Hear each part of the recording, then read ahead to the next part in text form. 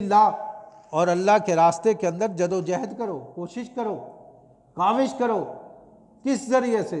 बे अम्वालिकुम, अपने माल के ज़रिए, व अनफुसिकुम, और अपनी जान के ज़रिए। ज़ालिकुम खैरुल लकुम, ये तुम्हारे लिए बेहतर है। इन कुंतुम तालमून, अगर तुम जानो।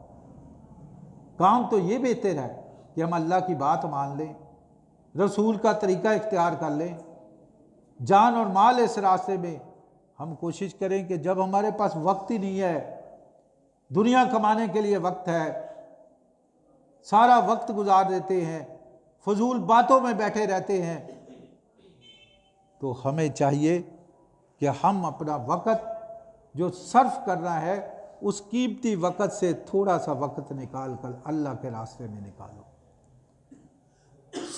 कुछ टाइम निकाल कर कुरान का मुतालिया करो, ताकि हमें पता चले